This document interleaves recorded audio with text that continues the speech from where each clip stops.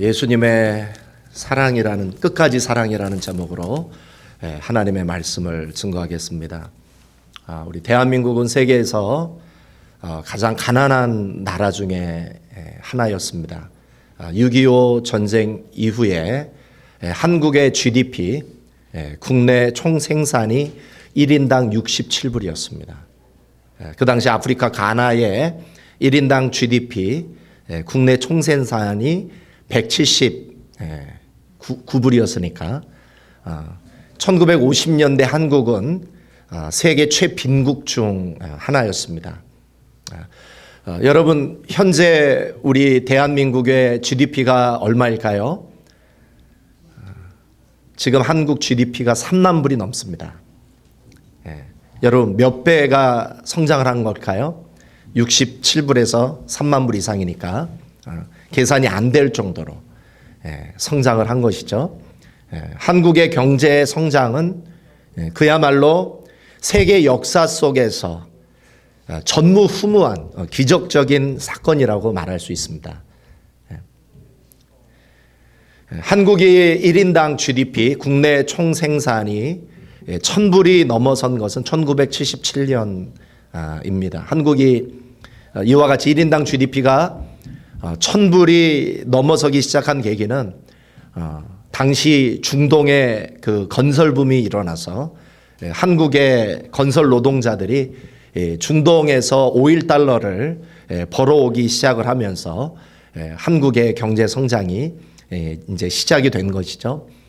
아마 이제 여러분의 아버지 또는 외삼촌 또 여러분들 아는 분들 중에 중동에 가셔서 그 뜨거운 태양볕을 참아가며 일을 하셨던 아마 분들이 계실 것입니다. 우리 교회에서도 메릴랜드로 이제 이사 가신 우리 선보 장로님도 그 리비아에 가셔서 일을 하셨다라는 이야기를 제가 들은 적이 있습니다. 오늘날 지금 중동에 세워진 고층 빌딩, 고속도로, 항만, 댐, 발전소, 여러분 이런 것들이 누가 건설한 것일까요? 우리 한국 분들이 건설한 것입니다. 한국 분들이 그 태양과 사막을 이기고 그것을 무릅쓰고 세운 작품들, 너무나도 자랑스러운 우리 대한민국의 역사가 아닐 수 없습니다. 그 당시에 세계 언론들이 중동 현장에서 그렇게 빠른 시간 안에 그리고 그렇게 정교하게 건물들을 세워나갔던 한국 노동자들의 그 정신력과 실력들을 놀라워하면서 찬양하는 방송과 글들을 쏟아내기 시작을 했습니다. 여러분, 우리 한국 이 건설에 이 한국 건설이 이 세계적인 건설이 될 수 있었던 게 뭐냐면 그 정부에서 중동에 있는 정부에서 기간을 줘요. 이때까지 좀 건설해 달라. 그러면은 유럽이나 미국이나 서구의 그 건축회사들이 그 기간을 못 맞추는 거예요. 근데 한국은 그 기간을 2분의 1만큼만 줘도 맞추는 거예요. 정부에서 줬던 기간을 훨씬 더 앞당겨가지고 건설을 해내는 거예요. 그러니까 중국의 그 왕들이나 대통령이나 그 지도자들이 한국에 있는 그 건설 회사들을 선호할 수밖에 없는 것이죠.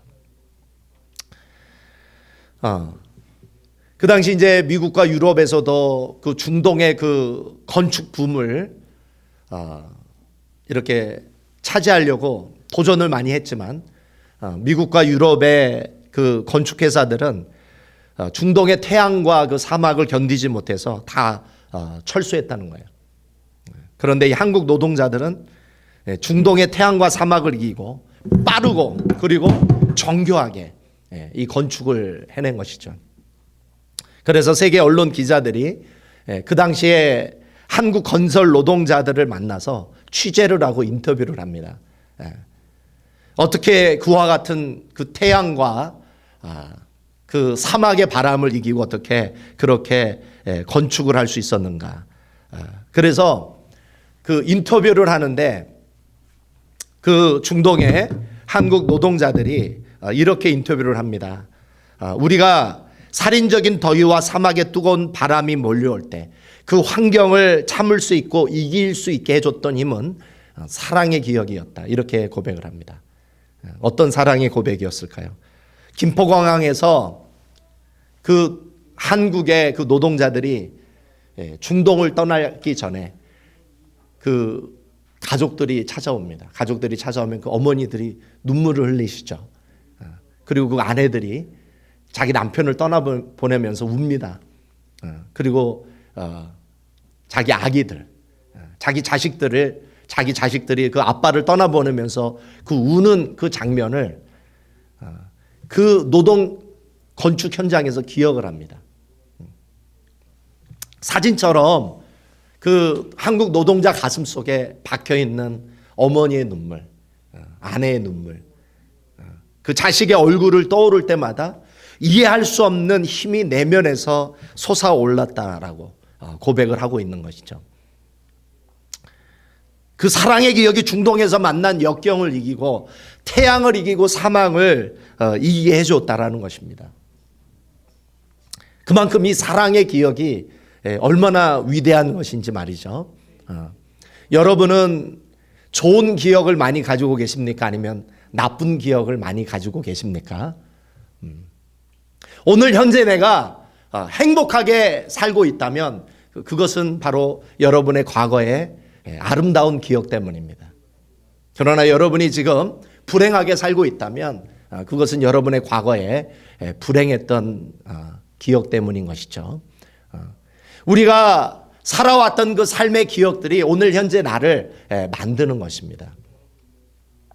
그런 의미에서 여러분 우리들의 인생에서 정말 중요한 것이 있다면 그것은 바로 사랑의 체험, 사랑의 기억인 줄 믿습니다.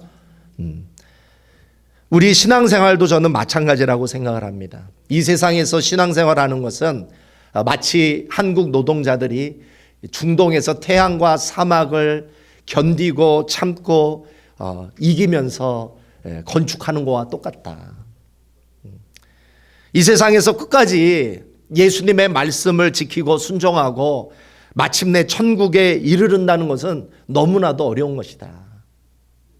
그래서 예수님이 이 세상에서 예수님을 믿고 순종하고 예수님을 따라가는 길을 무슨 길이라고 얘기하셨나요? 좁은 길이다. 좁은 문이다. 이렇게 말씀하신 것입니다. 신앙생활을 시작한 사람은 많은데 그 신앙생활 속에 찾아오는 시험과 유혹과 어려움과 시련을 이기고 끝까지 참고 천국 갈 때까지 주님의 손을 붙잡고 끝까지 가는 사람은 많지 않다. 사도 바울도 자신이 순교하기 직전에 기록했던 책이 디모데후서입니다. 그 디모데후서에서 이렇게 고백을 해요. 디모데후서 4장 16절 내가 처음 변명할 때 나와 함께한 자가 하나도 없고 다 나를 버렸으나 저희에게 허물을 돌리지 않기를 원하노라. 여기서 내가 처음 변명할 때라는 말은 무엇입니까? 사도 바울이 예수님께 사명을 받아서 이방인들에게 복음 전파하기 위해 선교 여행을 떠날 때 그게 바로 이제 처음 내가 변명할 때라는 것이죠. 주님의 복음을 예수님을 변명하는 것이죠. 그렇죠? 그때 이 사도 바울이 예수님의 사명을 받고 온 세상을 다니며 복음을 증거할 때 그때 함께 동역했던 사람들이 많았다는 거예요. 처음에는.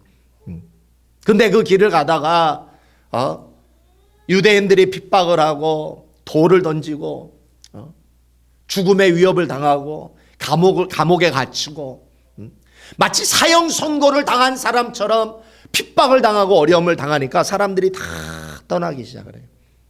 마지막에 사도 바울이 목배임을 당하는 예수님의 복음 때문에 예수님이 부활하셨고 예수님이 구세주여 주님이라는 사실을 증거하다가 마지막 그 순간에 목배임을 당할 때에는 자신과 함께하는 사람이 단 한 사람도 없었다. 다 자신을 버리고 떠났다는 거예요. 실제로 예수님은 우리가 읽었던 오늘 본문 요한복음 13장 1절에서 우리가 신앙생활하고 우리가 살고 있는 이 세상을 너무나도 비관적으로 바라보셨다는 거예요. 이 세상은 너무나 비관적인 거예요. 이 세상은 예수님이 바라보실 때 이 세상은 심판받아야만 하는 현장이라고 바라보셨다는 것입니다. 요한복음 9장 39절에서 예수님이 이렇게 말씀하세요. 예수께서 가라사대 내가 심판하러 이 세상에 왔으니. 이 세상은 심판받아야 될 현장이다.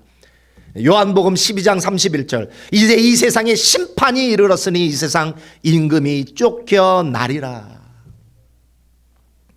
우리가 신앙생활하고 있는 이 세상은 죄와 죽음이 지배하는 영역이라.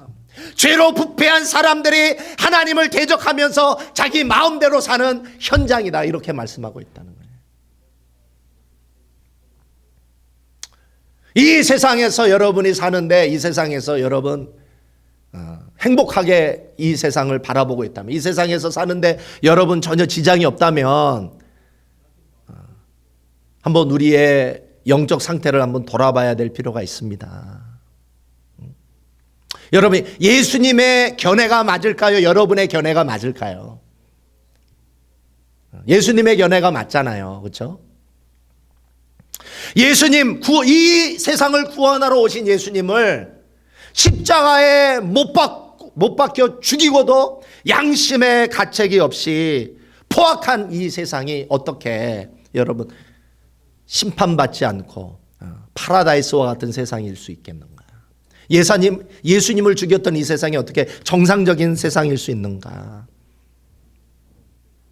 이 세상에서 정말 예수님의 말씀을 붙잡고 예수님의 말씀을 순종하며 산다는 것은 수고와 슬픔밖에 존재하지 않는 세상이다. 한평생 한숨 쉬면서 눈물 흘리며 살다가 떠나야 하는 곳이 이 세상이다. 이게 바로 예수님의 견해입니다. 이 세상을 향한 견해예요. 이런 세상에서 우리가 예수님을 믿는다는 것, 예수님의 말씀을 순종한다는 것, 여러분 결코 쉽지 않습니다. 직장 생활을 하면서 여러분이 살고 있는 그 비즈니스를 하면서 주님의 말씀을 지키며 주님의 말씀을 따라 산다는 것이 결코 쉽지 않다는 거예요. 여러분이 살아갈 2020년에 이 한 해도 여러분 예수님만을 붙잡고 예수님의 말씀에 순종하기로 결단을 했지만 여러분의 삶 가운데 여러 가지 어려움과 시험이 찾아올 것입니다. 시련이 찾아올 거예요. 반드시. 여러분이 주님의 말씀을 붙잡으면 붙잡을수록,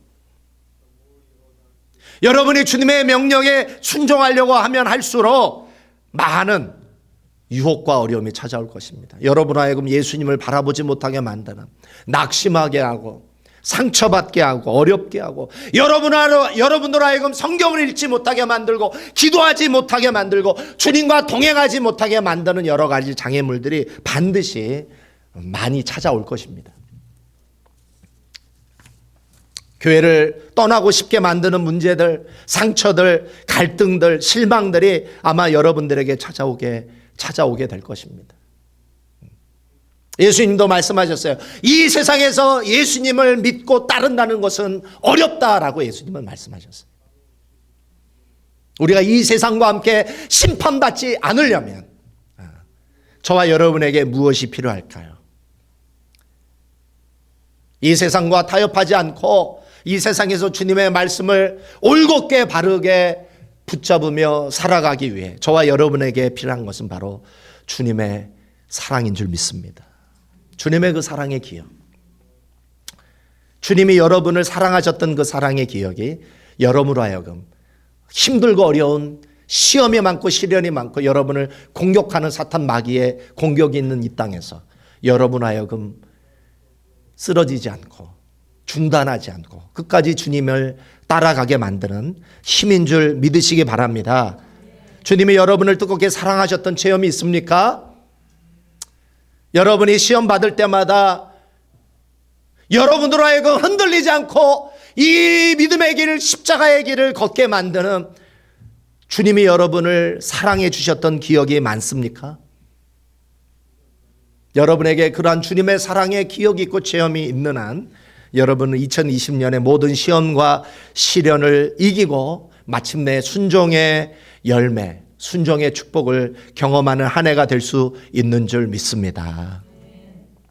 우리가 읽었던 이 본문에 예수님의 사랑에 대해서 기록하고 있습니다. 예수님의 사랑은 어떤 사랑이냐? 하나님의 사랑은 과연 어떤 사랑이냐? 우리 요한복음 13장 1절을 우리 다시 한번 읽어보겠습니다. 요한복음 13장 1절 우리 한번 읽어보겠습니다. 시작. 유월절 전에 예수께서 자기가 세상을 떠나 아버지께로 돌아가실 때가 이른 줄 아시고 세상에 있는 자기 사람을 사랑하시되 끝까지 사랑하시느니라. 예수님의 사랑은 어떤 사랑이라고요? 끝까지 하는 사랑이다. 우리 인간적인 사랑은 어떤 사랑입니까? 우리 인간적인 사랑은 그렇죠. 달면 삼키고 쓰면 뱉는 사랑이잖아요. 그렇죠? 사랑했다가 우리는 얼마나 많이 다른 사람을 배신했습니까? 사랑한다고 고백하고 나는 죽도록 너만을 사랑할게 라고 고백했지만 여러분 얼마나 다른 사람을 상처 주고 또 그 사랑한다고 고백했던 그 사람을 버리고 또 다른 사람을 사랑했던 여러분, 그러나 주님의 사랑은 그렇지 않습니다. 예수님은 끝까지 여러분을 사랑하신다. 오늘 본문에서 예수님이 사랑하셨던 자기 사람들이라는 것은 좁은 의미로 이야기하면 예수님과 함께 동고동락했던 12제자를 의미합니다. 그러나 넓은 의미에서 예수님이 사랑하셨던 자기 사람들이라는 사람은 어떤 사람이냐면 예수님을 나의 구주로 영접하고 하나님을 아버지라고 부르는 사람 모두를 의미합니다. 여러분이 예수님을 나의 구주로 영접하고 여러분이 하나님을 아버지라고 부르고 있다면 여러분은 바로 예수님이 사랑했던 자기 사람인 줄 믿습니다. 예수님이 자기 사람들을 사랑하셨는데 끝까지 사랑하셨다. 여기서 끝까지라는 말은 원어로 보면 텔로스입니다. 텔로스. 텔로스라는 것은 뭐냐? 내가 너를 끝까지 사랑했다라는 말은 나는 너를 완전히 사랑했다. 나는 너를 충분히 사랑했다. 나는 너를 절대적으로 사랑했다. 나는 최대한으로 너를 사랑했다. 신학자 맥그리거는 끝까지 사랑하셨다를 이렇게 번역했습니다. 나는 나의 사랑의 최대 한도까지 너를 사랑했다. 호스킨스는 이렇게 얘기합니다. 그가 저들을 사랑하시되 완전히 최종적으로 최대 한도로 죽기까지 사랑하셨다. 오늘 요즘 젊은 세대들이 쓰는 표현이 있습니다. 예수님은 사랑의 끝판왕이다. 요즘 세대들이 사용하는 말이죠. 제가 이제 질문하겠습니다. 여러분한테. 자, 예수님이 자기 사람들을 끝까지 사랑하셨다. 여기서 예수님이 사랑하셨던 그 대상 안에는 예수님을 은 30의 대제사장들과 바리새인들에게 판 가룟 유다도 포함이 될까요? 포함되지 않을까요? 네, 포함이 됩니다. 예수님이 끝까지 자기 목숨을 걸고 사랑하셨던 대상 중에는 예수님을 배신했던 그리고 예수님을 팔았던 이 가룟 유다도 포함이 된다는 것이죠. 이 요한복음 13장에서는 예수님이 마가의 다락방에서 제자들을 불러 모아 놓고 마지막 만찬, 최후의 만찬을 하시는 장면입니다. 거기에서 예수님이 자기의 살을 의미하는 떡을 제자들에게 나누어주고 자신의 피를 의미하는 포도주를 나누어 주면서 만찬을 하고 있을 때 갑자기 예수님이 일어나 겉옷을 벗으시고 수건을 허리에 묶습니다. 여기서 수건을 허리에 묶는다는 표현은 무엇이냐면 이것은 자신이 사랑의 노예다, 사랑의 종이다라는 것을 의미합니다. 그 당시에 2000년 전에 노예들은 반드시 허리에 수건을 묶고 있어야만 합니다. 주인의 발을 닦아야 되기 때문에.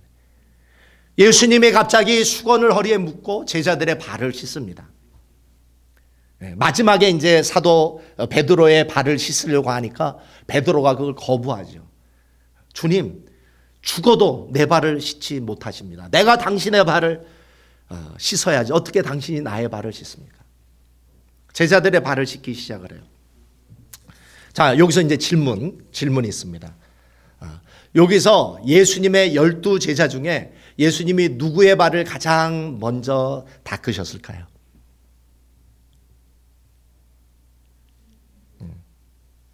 여러분 한번 생각해 보세요. 누구의 발을 가장 먼저 닦으셨을까요? 초대 교회의 교부였던 크리소스톰이 이렇게 얘기합니다. 예수님이 가장 먼저 제자들의 발을 닦았던 사람은 가룟 유다다, 이렇게 얘기합니다. 자신을 배신할 것을 알았지만, 자신을 의30에 팔 것을 아셨지만 예수님은 가룟 유다를 끝까지 사랑하셨어요. 가장 먼저 사랑하셨다라고 하는 것. 이것이 바로 예수님의 사랑인 줄 믿습니다. 중세 천년 가운데 가장 빛나는 별, 가장 위대한 인물 한 사람을 뽑으라면 단연코 성 어거스틴일 것입니다. 이 성 어거스틴이 예수님의 사랑을 이렇게 표현했습니다. 하나님의 사랑은 이해할 수 없는 초월적인 것이고 변하는 일도 없습니다. 왜냐하면 그가 우리를 사랑하기 시작한 것은 그 아들의 피로 말미암아 우리가 하나님과 화목이 된 이후에 우리를 사랑한 것이 아니고, 오히려 세상이 창조되기 전에, 우리가 무엇으로 존재하기 이전에 독생자 예수와 한 가지로 아들이 되게 하시도록 사랑해 주신 그 사랑이기 때문에, 예수님은 저와 여러분을 언제부터 사랑하셨다는 거예요? 창세 전부터, 여러분이 만들어지기 전부터 주님은 여러분을 사랑하셨다라는 것이죠. 한평생 인도에서 가장 가난한 캘커타에서 45년 동안 빈민과 병자, 고아, 죽어가는 이들을 위해 주님께 사랑을 받은 대로 몸소 그 사랑을 실천했던 테레사 수녀가 자신이 경험했던 주님의 사랑을 이렇게 표현했습니다. 하나님은 사랑이시고 그 사랑은 한계가 없습니다. 그러므로 하나님의 사랑 안에 몸을 맡기기만 한다면 하나님의 사랑은 다할 줄을 모릅니다. 하나님의 사랑을 받아보십시오. 그 사랑에 나를 던져보십시오. 그 사랑은 끊임없이 내 안에서 솟아나서 강처럼 흐르고 흘러 많은 사람에게 주고 또 주어도 다함이 없는 사랑입니다. 여러분도 이 사랑을 경험하기를 원하십니까? 저와 여러분이 이 2020년에 성 어거스틴이, 테레사 수녀가 경험했던 이 하나님의 사랑을 경험할 수 있기를 주님의 이름으로 소망합니다. 그 사랑이 여러분 안에 체험되어 있다면, 여러분이 그 사랑을 가지고 있다면, 그 사랑의 기억이, 주님이 여러분을 사랑해 주셨던 그 기억이 여러분 하여금 어떤 어려움, 시험, 고난, 고독, 외로움, 이 모든 것이 찾아와도 여러분 하여금 끝까지 예수님이 걸어가신 그 길을 걸어가게 해 주실 줄 믿습니다. 하나님은 여러분이 어떤 모습이든지, 여러분이 어떤 자리에 지금 앉아있든지, 주님은 여러분을 사랑하신다는 걸 믿으세요? 여러분이 하나님이 기뻐하시는 자리에 서 있다 할지라도 하나님은 여러분을 사랑하시고, 심지어 여러분이 하나님이 기뻐하시지 않는 자리에 지금 서 있다 할지라도 주님의 사랑은 변함이 없다는 사실을 믿으시기 바랍니다. 한국에 명신교회라고 하는 교회를 세우신 김길 목사님이라는 분이 계십니다. 이분은 그 명동 그 거리 한복판에서 교회를 시작을 했어요. 우리는 보통 교회라고 한다면 어떤 건물이 먼저 있고 그리고 나서 예배가 있다라고 우리는 생각하기 쉬운데, 이분은 완전히 발상을 바꿔버렸어요. 건물이 없어도 우리는 하나님을 예배할 수 있다. 그래서 명동의 한 복판에서 예배를 시작을 합니다. 오늘 그 젊은 세대에게 굉장히 큰 영향을 미치고 있는 이 목사님이 굉장히 불우한 가정에서 태어나셨습니다. 거의 고아와 같이 자랐던 이 목사님. 근데 이분이 하나님의 사랑을 경험했던 것은 군대에서 하나님의 사랑을 경험했대요. 하나님의 그 사랑을 인격적으로 그 군대에서 만나고 나서 이분이 군대에서 성경을 수십 독을 하고 하루에 몇 시간씩 기도하면서 주님을 섬기다가 이분이 군대를 제대하고 복학을 합니다. 근데 이분이 하나님을 만났음에도 불구하고 이분이 버리지 못했던 좋지 못했던 습관이 있었대요. 그 습관은 뭐냐면 성인 비디오를 보는 습관. 주님을 만났음에도 불구하고 성인 비디오를 끊지 못했다는 거예요. 그래서 학교에서 공부를 하다가 갑자기 또 성인 비디오가 보고 싶어서 한국의 비디오방을 찾아갔다고 합니다. 그리고 돈을 내고 그 비디오방에서 성인 비디오를 빌리고 이제 한참 신나게 보고 있는데 여러분 그 비디오방에 누가 찾아오셨을까요? 예수님이 찾아오셨다고 합니다. 이분이 얼마나 놀라셨겠어요. 예수님이 교회나 예배하고 찬양하는 곳에나 찾아올 줄 알았는데 그 예수님이 군대에서 주셨던 그 예수님이 비디오방에 찾아오셔서 이렇게 말씀하셨대요. 기라 너 여기서 뭐하니? 이렇게 말씀하셨대요. 대답할 말이 없더래요. 그때 예수님이 이렇게 말씀하셨대요. 기라 우리 나가자. 그래서 이분이 성인 비디오를 끊게 된 줄 믿으시기 바랍니다. 여러분이 끊지 못한 죄가 있다면 여러분 주님이 여러분을 만나주시면 반드시 끊을 수 있는 줄 믿습니다. 주님은 우리가 하나님이 기뻐하시지 않는 자리에 있다 할지라도 하나님 우리를 변함없이 사랑하신다는 것이죠. 하나님은 여러분을 포기하지 않는데 여러분이 하나님을 포기하기 때문에 그 사랑을 경험하지 못하는 것입니다. 2020년에 여러분 어떤 일이 찾아온다 할지라도 하나님이 여러분들을 향해서 나는 너를 이제 버릴 거야. 나는 이제 더 이상 너를 상대하지 않을 거야. 이렇게 말씀하시기 이전에 여러분이 먼저 하나님을 포기하지 않는 은혜가 있기를 주님의 이름으로 소망합니다. 우리가 하나님의 말씀을 온전히 순종한다고 해서 우리에게 어려움이 없고 시련이 없을까요? 그렇지 않습니다. 나는 죄를 짓지 않고 온전히 하나님 말씀에 순종한 것밖에 없지만 내가 하나님의 말씀을 읽고 기도하고 하나님이 사랑하라고 해서 사랑한 인생밖에는 없지만 우리들의 삶에 얼마든지 많은 어려움이 찾아올 수 있습니다. 그때에도 주님이 여러분들을 향해서 말씀하십니다. 나는 끝까지 너를 사랑한다.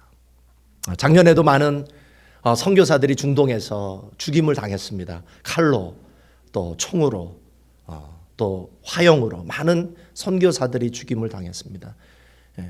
선교사님만 죽이는 것이 아니라 그 가족들도 그 아이들도 그 몰살을 시키는 그러한 현장이 바로 중동인데 많은 사람들이 묻습니다. 저 선교사님 주님의 복음만 증거한 것밖에 없고 중동의 영혼을 사랑한 것밖에 없는데 어찌 저렇게 가족들이 몰살을 당하는 비극을 당할 수 있습니까? 그러나 얼마든지 이 세상은 얼마든지 그게 가능하다라고 하는 것. 그래서 이 세상에는 소망이 없는 거예요. 여러분의 삶 가운데 순종밖에 없고 헌신밖에 없다 할지라도 여러분에게 고난이 찾아오고 시련이 찾아와도 낙심하지 마시기를 바랍니다. 주님은 말씀하실 겁니다. 나는 너를 끝까지 사랑한다. 단란한 목회자 가정이 있었습니다. 하나님을 많이 사랑했던 목사 부부였습니다. 이분이 어느 날 선교사로 헌신을 했습니다. 너무나 귀한 목회자 가정이었는데 이 가정에 도저히 이해할 수 없는 고난이 끊이지 않고 찾아왔다고 합니다. 먼저 그 가정에 찾아온 불행은 자녀들의 죽음이었습니다. 이 목회자 가정에 자녀가 셋이 있었는데 모두 목숨을 잃었습니다. 첫째는 4살 때 백혈병으로 죽었고 둘째와 셋째는 함께 차를 타고 가다가 교통사고로 동시에 목숨을 잃었다고 합니다. 그때 죽었던 둘째 나이가 18살이었고 셋째 나이가 16살. 그때에 그 목회자 부부의 모든 자녀들이 죽게 된 것이죠. 불행은 거기에서 끝난 것이 아니었습니다. 목회자이면서 선교사였던 남편이 33살에 림프암의 일종인 호츠킨 병을 앓다가 세상을 떠났습니다. 그런데 혼자 남겨졌던 이 여자 선교사님, 이 목사님의 와이프가 하나님을 원망하지 않고 변함없이 우직하게 주님을 섬겼다고 합니다. 그녀가 이제 선교사가 돼서 대만에 사역을 하러 57에 떠납니다. 대만으로. 근데 거기에서 불행히 성폭행을 당하게 되었다고 합니다. 이 이야기는 누구의 이야기냐면 볼레타 스틸 크럼니라고 하는 여자 선교사의 이야기입니다. 이 크럼니 선교사가 자기가 겪었던 그 모든 것을 기록을 해 놓습니다. 그녀는 그 극심한 고통 중에 귀중한 진리 하나를 깨달았다고, 그것을 나누고 싶어서 책을 썼습니다. 그녀가 고통 중에 깨달은 진리는 무엇이었을까? 인생길 가운데서 아무리 저주스러운 아픔과 고통이 찾아오더라도 그 고통의 순간에 임하시는 하나님의 위로가 있다면 그것은 결코 저주의 결과가 아니라고 고백하고 있습니다. 그녀는 자신이 경험한 고통의 순간을 이렇게 회고했습니다. 나는 하나님의 말씀에서 위로의 힘을 체험했습니다. 죽어가는 아들을 품에 안고 몸부림치던 밤에도 하나님의 말씀은 능력을 갖고 내게 찾아오셨습니다. 남편이 숨 한 번 들이마시기 위해 죽을 힘을 쓰던 그 밤에도 하나님은 내게 찾아와 말씀해 주셨습니다.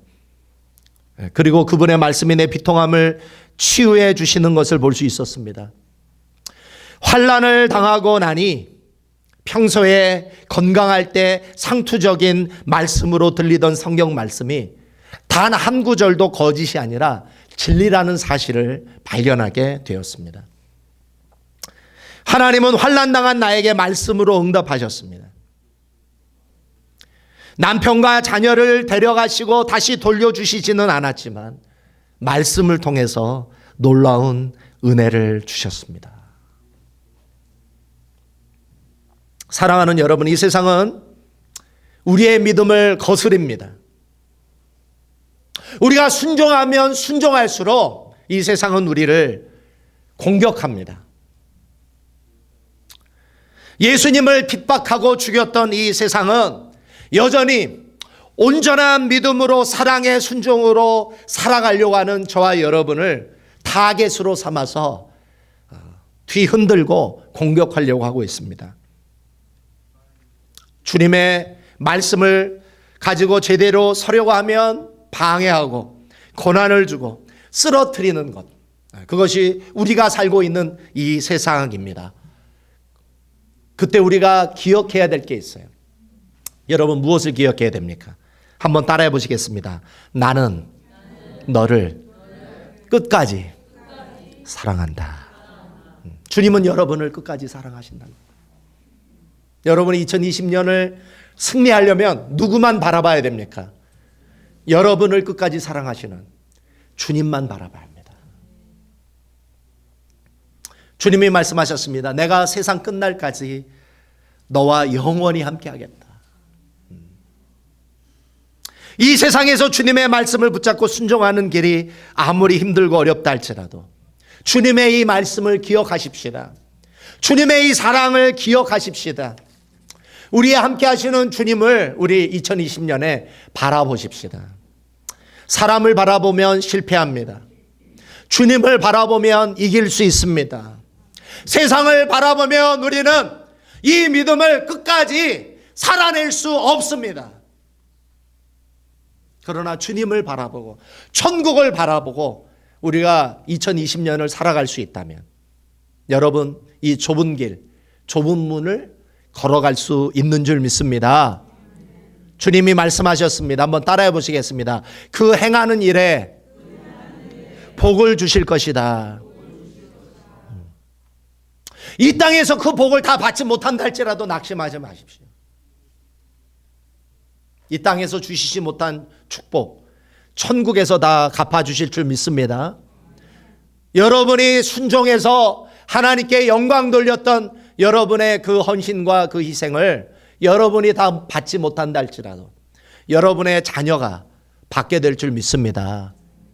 2020년 주님의 이 말씀을 기억하십시다. 나는 너를 끝까지 사랑한다. 여러분 이거를 기억하십시오. 그리고 주님을 바라보는 오늘 이 아침이 될 수 있기를 바랍니다. 우리 주만 바라볼지라 우리 한번 같이 불러볼까요?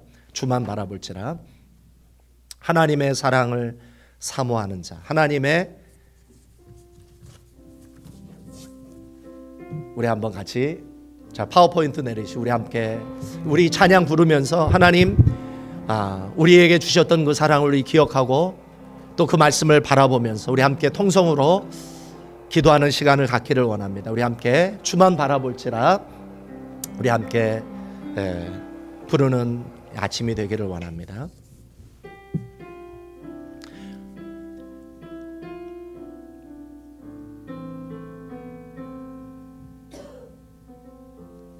다시 처음부터 우리 함께 부르겠습니다. 하나님의 사랑, 하나님의 사랑을 참보하는 자, 하나님의 선하심을 바라보는 자, 창조하신 우리 주님이 너를 얼마나 사랑하시는지 하나님께 찬양 경배하는 자, 하나님의 선하심을 닮아가는 자, 너의 모든 것 창조하신 우리 주님이 너를 자녀 삼으셨네. 하나님인 자 눈으로 너를 어느 때나 바라보시고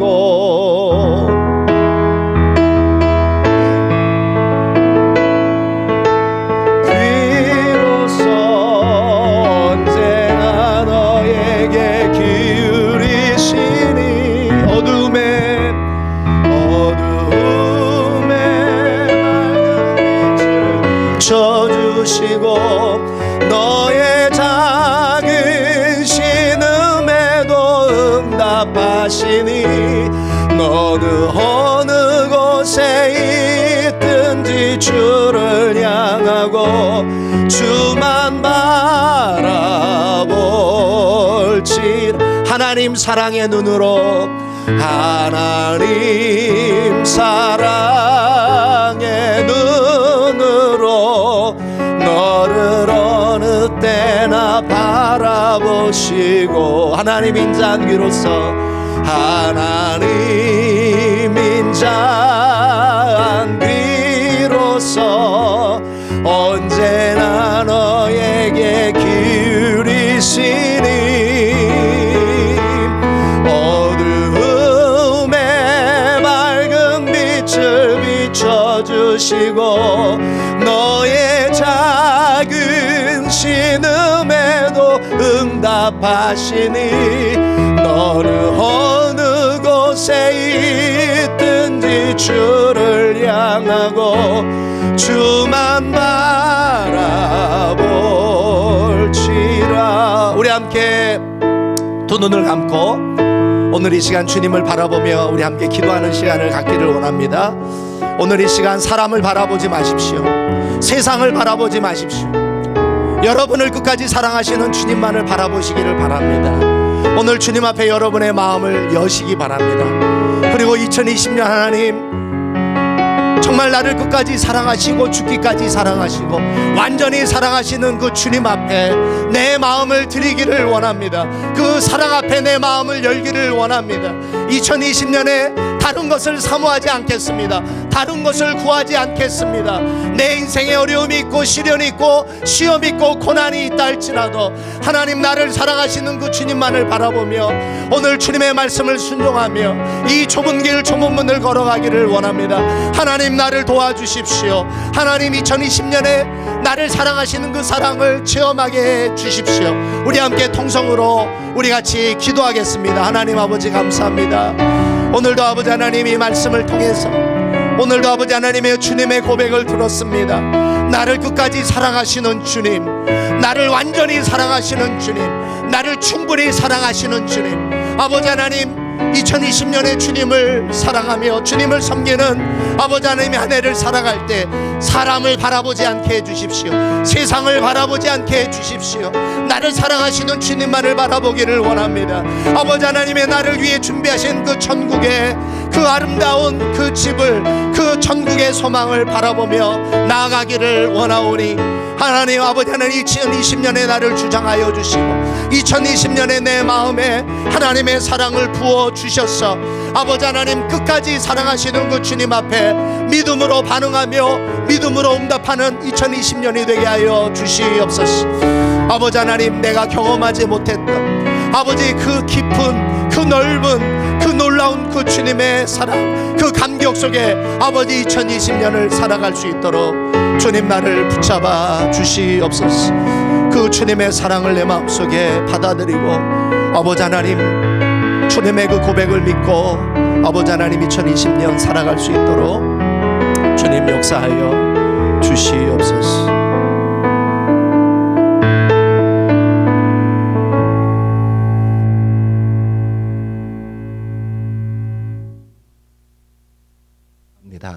아멘.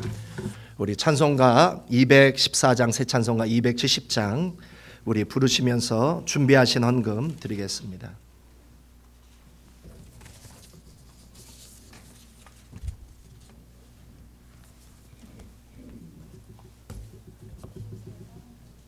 네, 214장 새 찬송가 270장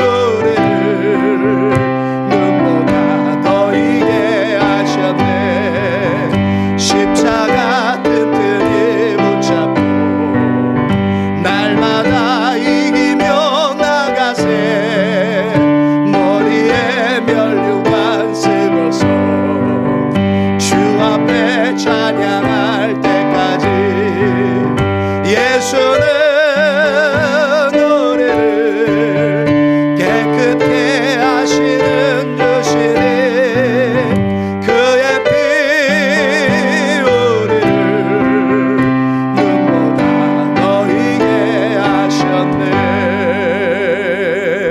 할렐루야. 기도하겠습니다. 그렇습니다. 주님, 주님의 사랑은 변하지 않습니다.